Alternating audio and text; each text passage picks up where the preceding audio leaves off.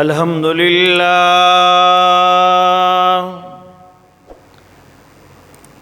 لله نحمده ونستعينه ونستغفره ونؤمن به ونتوكل عليه ونعوذ بالله من شرور أنفسنا ومن سيئات أعمالنا من يهده الله فلا مضل له ومن يضلله فلا هادي له ونشهد أن سيدنا وسندنا وحبيبنا وحبيب ربنا ومولانا محمدا عبده ورسوله أما بعد فأعوذ بالله من الشيطان الرجيم بسم الله الرحمن الرحيم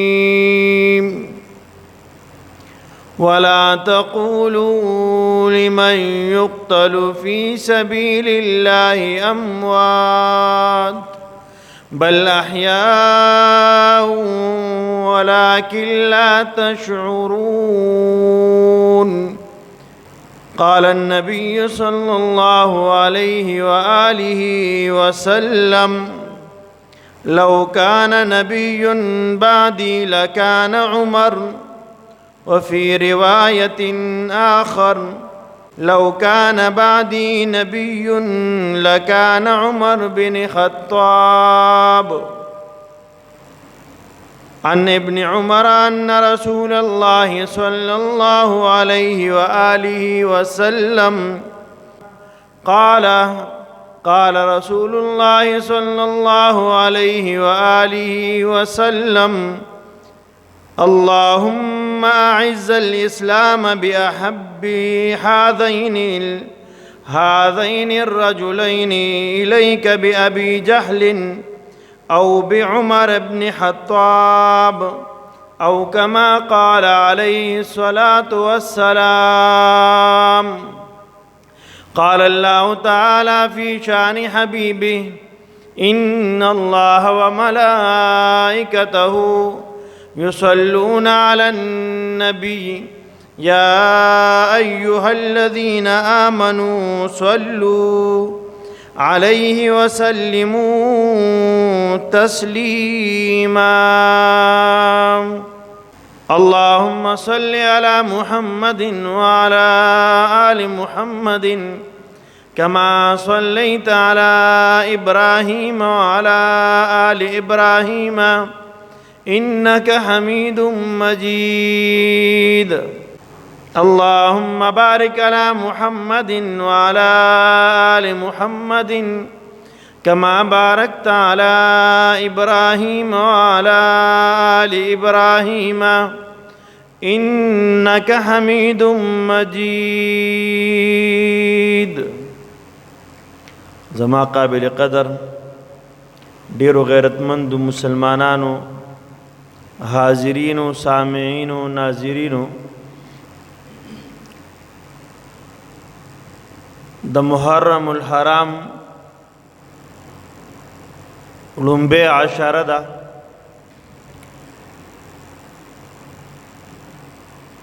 د اسلامی کال لومبه میاشته په لومبه ورځ باندې په کوم ورځ چې د اسلامی کال آغاز کیږي، ابتدا کیږي، په هغه ورځ باندې خلیفہ ثانی امیر المؤمنین حضرت عمر فاروق رضی اللہ تعالی عنہ داغه شهادت شوه دی. د شهادت مختصر واقعا هغه 13 جمعه باندې ذکر شوی. محترم د حضرت عمر فاروق رضی اللہ تعالی عنہ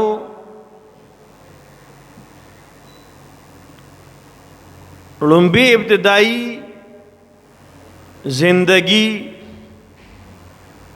د حضرت عمر فاروق رضی اللہ تعالی عنہ د پیدائش کال روایت ذکر کی حضرت عمر فاروق رضی اللہ تعالی عنہ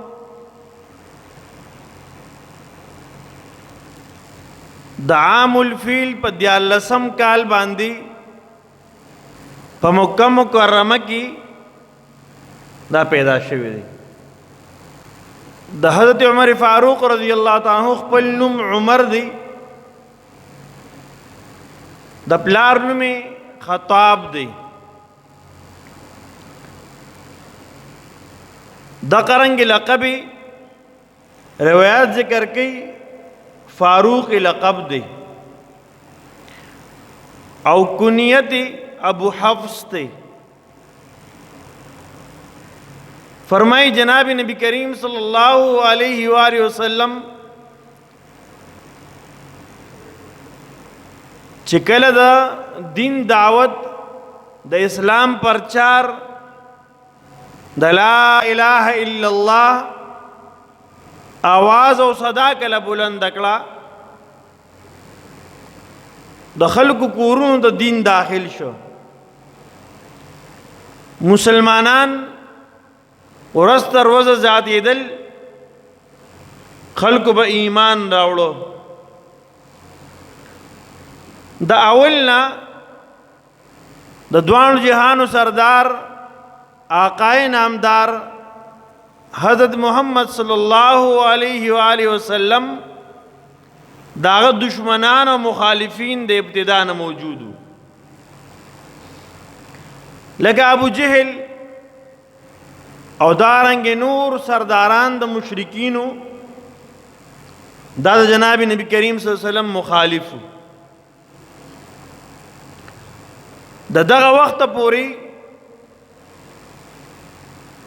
حضرت عمر رضی اللہ تعالی عنہ ایمان نه دی راوړی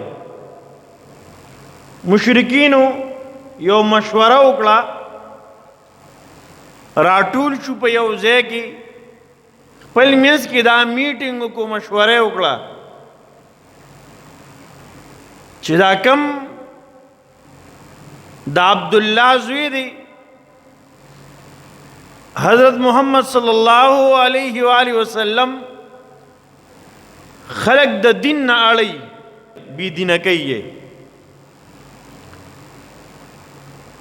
دغه په ذریعہ باندې کور په کور داغه پیروکار پیدا شو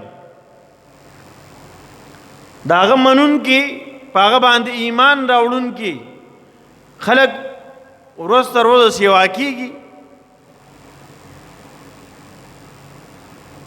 دا د ابتدا نه دا ترتیب روان دی چې د دین مخالفین با په هر وخت کې موجودي دغه مشرکین او سرداران دا راټول شو مشوره وکړه او مشوره په دې خبره باندې وکړه چې دې خبرې نور څه حل نشته خدا کم کس دعوت چلی د نبوت دعوی کړی دا او خلق بل دین ته اړی دین اسلام ته اړی نو زه پارا حل دا دی چې دا بس د مخې نه لري شي دا نعوذ بالله قتل کو بس دا مسلې به مونږ ته ختم شي زمونږ د خدایانو بد چې وي د یو خدای आवाज کوي او د باقی خدایان یادې چې دا کار نشي کولی محترمو دی مشرکین وی زمونږ دی بوتانو خدایانو د دی بد وي نو لہذا داسې کس د مخ نه لري کول پکار دي او انعام جاری کو چا چې د دې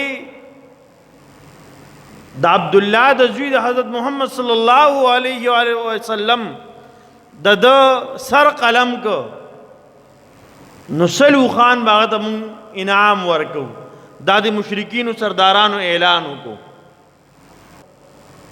نور څومره خلک چې وو ټول خاموش پاتې شو. حضرت عمر فاروق رضی الله عنه دغه وخت پورې ایمان نه دی راوړی، دی په دې مجلس کې موجود دی، ناست دی، را پاسېد او وی چې زه به دا کار وکړم. مشرکینو د ټول شاباشي ورکړه، ورته وی چې ستا نه بغیر بل څوک نشي کولی. جناب نبی کریم صلی الله علیه وسلم مقابلې ته ورتلل، ستا نه بغیر بل څوک نشي کولی. ځکه حضرت عمر فاروق رضی الله تعالی عنہ د داسې قبیلې سره تعلق و، د عادي قبیلې سره تعلق و. فرمای دا ډیر بهادر خلکو، ډیر زړور خلکو، د دوی په شان نور بهادر نو. حضرت عمر فاروق رضی الله تعالی عنہ روان شو، تورې په لاس کې واغستا او په دقه اراده باندې را روان دی چې زم د دوانو جهانو سردار چا چې د نبوت دعوه کړې ده دا به قتل کم، په دې قتل په اراده را روان دی. محترمو، فرمای پلار کې وتا سعد بن ابي وقاص رضی الله تعالی عنہ هغه پلار کې مخې ورغی، ته پوښت کې عمر چرته رواني؟ وته وی زه خو روانم په داسې اراده باندې. هغه ته وی چې ښه څنګه بځي؟ هغه سره خبرې اترې سیوا کړې دي. هغه داسې ښکاري لګي ته مسلمان شوی، تم دغه دین ته وړېدلې. سعد بن ابي وقاص رضی الله تعالی عنہ تو فرمایل او ما اسلام قبول کړی دی، ما کلمه د شهادت ویلې ده، لا اله الا الله محمد رسول الله اقرار مې کړی دی او په دې مې ایمان او یقین دی. دوانو توري راوار کړی، مقابله شروع شوه، په یو بل باندې حمله وکړي. حضرت سعد بن ابي وقاص رضی الله تعالی عنہ ته وایي چې ته خو ما وجنې، خو لاړ چې د خپل کور حال دی والا، ستا خور او ستا اوښې دا مسلمانان شوي دي. د چې دا خبره واورېده چې زه خو دا روان یم د هغه چا د ختمولو دپاره او قتلولو دپاره چې کوم خلک بیلاره کوي او یا بېدینه کوي، یې بل دین داړئ او زما په کور کې زما خورم هغه دین ته وړېدلې ده. په دې خبرو د ډېر قار ورغی، هغې عقل ته پرېښود او روان شه په منډه منډه. د خور کور ته ورغی، د خور نوم یې فاطمه رضی الله تعالی عنها دی، فاطمه بنت خطاب رضی الله تعالی عنها. ور ورته وټکه ور بند دی چې غوږ یې کېښود. دغه وخت وکره یو قاري چې قرآن ورته حضرت حباب رضی الله تعالی عنہ صحابي دی، په الله ایمان راوړی دی، الله پر رسول ایمان راوړی دی او دې ښځه خاوند ته قرآن ښی لګیا دي. چې کله ور وټکېده نو دا خورې پوه شو چې زما ورور دی عمر رضی الله تعالی عنہ، عمر دی. راغی نو د خپل معلم چانه چې قرآن زده کوي صحابي دته وایي دنه کمره کې پټ شه، هسې نه تا ته نقصان درونه رسوي، تا نه مونږ دین زده کوو، تا نه قرآن زده کوو، هسې نه په تا ګزار ونه کي او ستا باندې ګزار کول دا نشو برداشت کولی. که په مونږ ګزارو کې خیر دی، مونږ د مړه کې خیر دی، خو په تا باندې ګزار ګوره نشو برداشت کولی. ځکه ته زموږ استاد یې، ته موږ ته قرآن ښې، موږ ته د الله دین ښې. بهرحال محترمو چې کله ور ورته کولاو کو نو چې راننوته لومبي په حضرت عمر رضی الله عنه په خپل خور باندې ګزار وکړو، دومره تیز ګزار یې پرې وکړو چې په مخې ویني شو، دومره تیز گزارو. ورته وایي زه خبر شوی ما چې تا دین بدل کړی. هغه ته وایي آو ما دین بدل کړی، دین اسلام ته وړېدلی. د بت پرستی او د شرک نه مې توبه ایستې ده او دین اسلام مې قبول کړی دی. د الله په پیغمبر آخري پیغمبر باندې مې ایمان راوړی دی. لا اله الا الله محمد رسول الله اقرار مې کړی دی. ورته وایي چې د دې دین نه واوړه.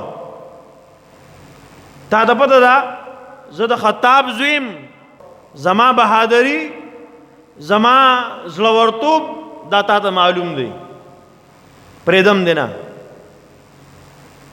خپل ورور ته وایي وروره ته چې د کوم پلار زوی د حقه پلار لور زه ما تا چې دی د کومې مور پیس کلي د هغې مور پې مامس کلي دي. که تا کې بهادري ده نو ما کې هم بهادري ده. که ستا جذبه ده ما کې هم د دین اسلام جذبه موجود ده.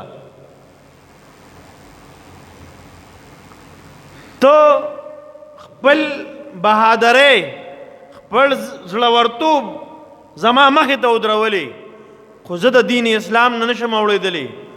د دین اسلام مینه او محبت او جذبه زما پړه کې موجود ده. که سر مې قلم کې هم خو دین اسلام نه نشم اورېدلی. هغه عمر فاروق رضی الله عنه چې د هغه بهادري یوازې مکه نه بلکې د عربو ګردو نوا کې مشهوره وه. بهادري ډېره زیاته وه، بهادرو. هغه حیران شو چې دا صنف نازک چې ورته ویل کېږي زنانه ذات دی، دې کې دومره بهادري راله دا ما ته مقابله کې ودرېږي. په دې دین اسلام کې څه چل شته؟ دا کم دین دی چې دې خبرې ته مجبوره کړه چې زما مقابلې د عمر مقابلې ته هم دې ودرېږي. هر څه برداشت کوي او دغه دین نه واپس نه وړي.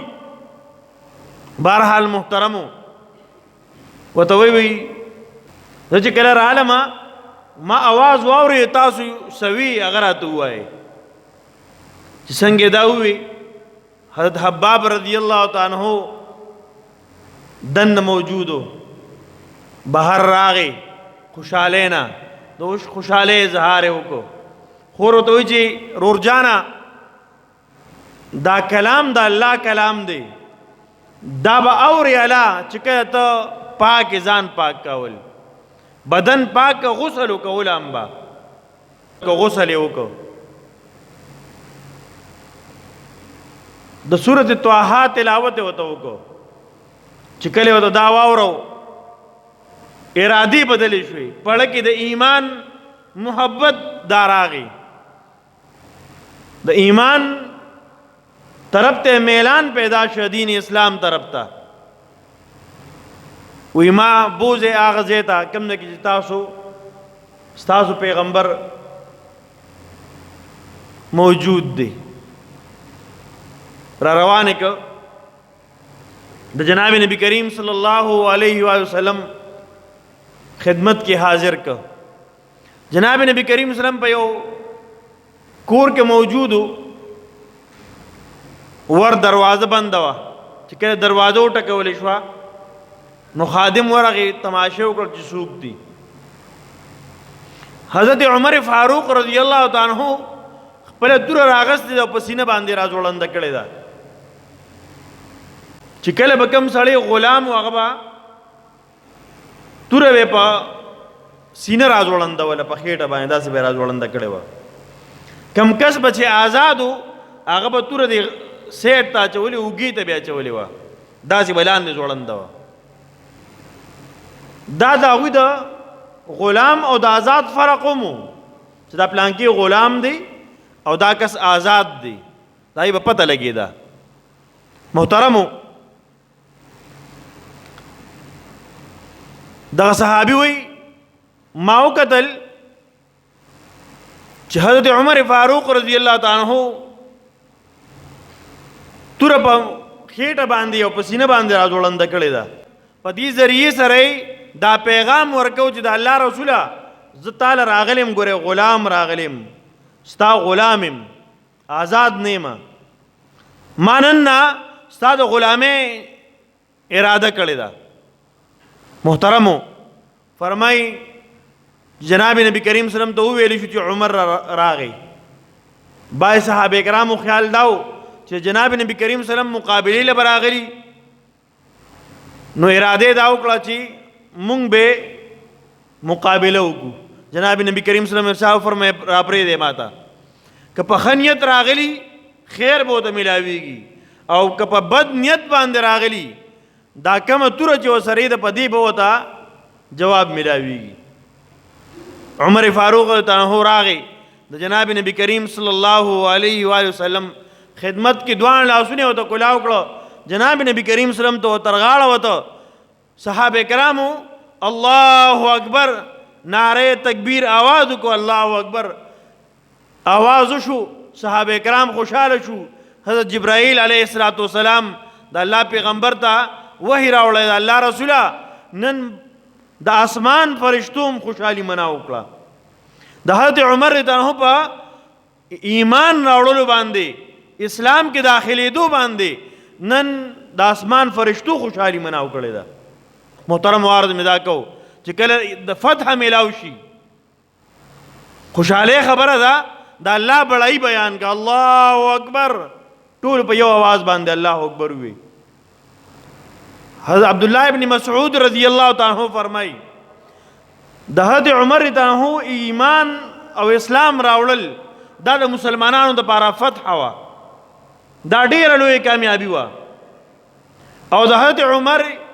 فاروق رضی الله تعالی عنہ هجرت دا د مسلمانانو د لپاره امداد او نصرت او مدد او د حضرت عمر فاروق رضی الله تعالی عنہ دور خلافت بادشاہی دا د امت د پاره رحمتو په 22 लाख مربع میل باندې حضرت عمر فاروق رضی الله عنه خلافت او بادشاہی کړی دا د حضرت عمر فاروق رضی الله عنه په دور خلافت کې 3600 علاقې دا فتح شوې دي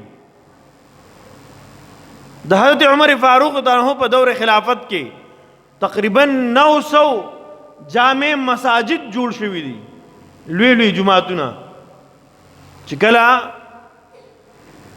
باچاهان دینداري ملک با مدارس ډیر جوړیږي ملک با مساجد ډیر جوړیږي په ملک با دینی طبقه ته عزت زیات ملاويږي او چې کله بادشاہان مشران بیدینی بے حیائی نو ملک بیا د بیدینه کارونه زیاتیږي د حضرت عمر فاروق ته په دور خلافت کې 4000 واړه جماعتونه جوړ شوي دي یو جامع مسجد غټ جماعت دي چې پای کې جمعې مونږ کېږي غټ جماعتونه یو د کلی علاقې په سطح باندې واړه واړه جماعتونه سلور زره جماعتونه جوړ کړی دي محترمو مدرسینو د تنخواه استادانو د تنخواه د قرنګي د سکیورټي د پاره پولیس شو انتظامیه د دې تشکیل د دې نظام وضع کړی دی د ډاکخانه د رسایلو د پاره یو ځای ته خط لېږلو د پاره دې پاره ډاکخانه تنظیم دا د حضرت عمر فاروق عنه ایجاد او داغه ابتدا ده محترمو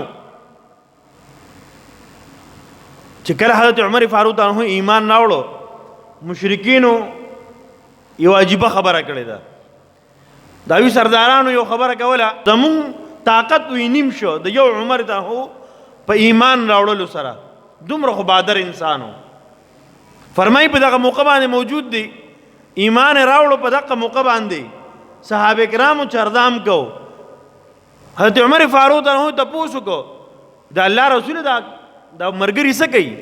وی دا خو د عبادت یو ټیم دی، د عبادت ټیم را روان دی، دا مسلمانان به عبادت کوي، دا الله بندگی کوي. وی ښا دا چرته کوي؟ دا بدلته کې کوي. نو دا تاسو ښکاره د الله د عبادت د الله په کور کې ولې نه کوي؟ بیت الله شریف کې. وی د مشرکینو اکثریت زیات دی، غلبه د هغوی زیاته ده، ادې وجې نه مونږ ښکاره عبادت نه کوو، په پټه باندې کوو. هغه وی ښا دا به څنګه په پټه کېږي؟ زه به جمدې مو دا او تاسو په پټه باندې کوئ. وی چردامو کې ځان تیار کې او راځئ بیت الله شریف ته. د دغه وخته پورې په بیت الله شریف کې مونځ نه دی شوی، اذان نه دی شوی، علل اعلان نه دی شوی ښکاره. حضرت عمر فاروق ته چې ایمان راوړه، صحابه کرامو نه مخکې شو، مخکې روان دی، لاړه او اعلان یې وکړو په چغه باندې، او اعلان یې وکړو د مکی خلکو څوک چې خپلې ښځې کونډول غواړي را دي شي، څوک چې خپل بچي یتیمانان کول غواړي را دي شي، څوک چې خپل میندې او خویندې ورونه او مور پلار په ځان باندې جوړول غواړي را دي شي، زما مقابلې دې راشي. نن به مسلمانان د الله رسول علی الاعلان په خانه کعبه کې د الله عبادت کوي او راځي دي څوک د منع کوي. محترمو، نن چې ما او تا ته دین نه رسېدلی دی، ما او تا په دین باندې الحمدلله سرفراز یو، ما او تا ته کلمه ویلې شوې ده، د مور پلار په غېږ کې، د مور په غېږ کې راته کلمه ویلې شوې ده، اذان او قامت راته د مور په غېږ کې ویلې شوې دی. د دې پسې شاته صحابه کرامو قربانې دي، شاته صحابه کرامو بهادرې دي، صحابه کرامو بهادرۍ سره جون تیر کړي، صحابه کرامو قربانۍ ورکړي دي. دغه قربانۍ محترم دا یادول پکار دي. دغه صحابه کرام په دې امت باندې احسانات دي. د جناب نبی کریم صلی الله علیه و آله وسلم او د خلفای راشدینو په دې امت باندې او جميع صحابه کرام چې دي په دې امت باندې داوی په موتا باندې ډیر زیات احسانات دي. موتا ته دین را رسولې دی، موتا ته د دین وړه وړه خبرم را رسولې ده، محفوظ کړې ده، کمی پکې نه دی راوستې. محترمو، دغه دین پای باندې صحابه کرامو قربانۍ ورکړي دي، وینې پیتوي کړي دي. 24 غنټې زندگی دا مونږ په شریعت مطابق تیرول پکار دي، د قرآن او د حدیثو په رڼا کې جون تیرول پکار دي. دې لپاره مونږ تاسو ته الله پاک نن ته مهلت راکړی دی. کله د سترګې پټې شوې محترمو، بیا به مونږ ډېر غواړو، وایو به چې الله مونږ دوباره دنیا ته ولېږې، مونږ به د عمر فاروق رضی په شان د زندگی تېره کړو، مونږ به د ابوبکر صدیق رضی په شان زندگی تېره کړو، خو بیا دنیا ته راتګ نشته. محترمو، دغه یو پېره جون ما او تا ته میلاو دی، په دې کې ما او تا هغه اعمالو کې چې په کوم باندې الله راضي کېږي، الله رب تاسو ته په دې خبرو باندې عمل نصیب کړي. واخر دعوانا الحمدلله رب العالمین.